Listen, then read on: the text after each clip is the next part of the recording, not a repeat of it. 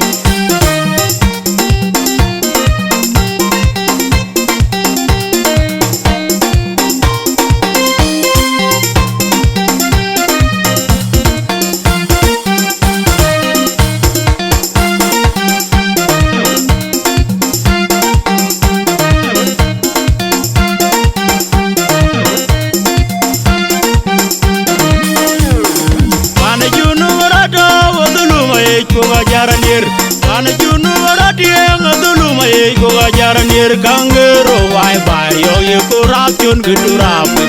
nyai ke zal fakir enong te ke tir guru kererut mabior ma kwaja kelong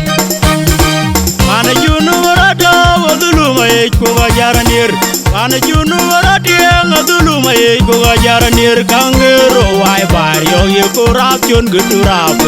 nyai ke zal fakir enong te ke tir guru kererut mabior ma kwaja kelong Michael Mabiori jale jege china war sejene war chol dawe yai ko chane mutejene we jagale jong dawa nyin joga kun mayom bandera nyel ma gurpyo kuma kerdi ko anu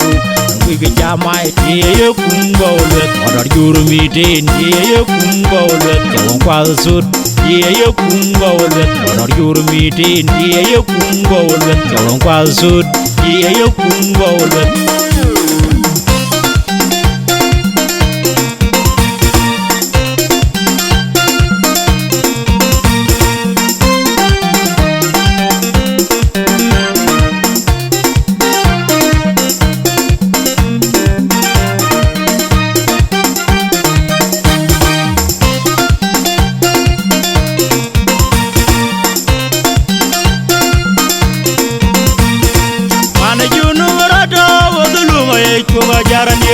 Mana junu warati ngadulu mai ko gajaranir kangero wai bai yo ye kurap chun gudurap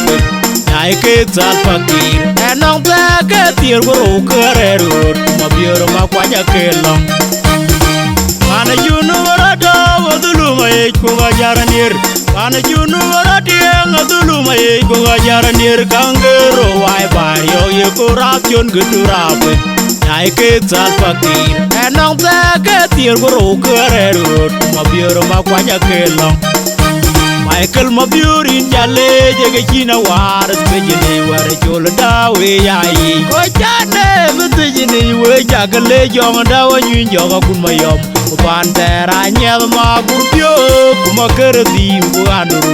we jamai ye kumgole odor jurmi tin ye kumgole jong kwa sud ye kumgole odor jurmi tin ye kumgole jong kwa sud ye kumgole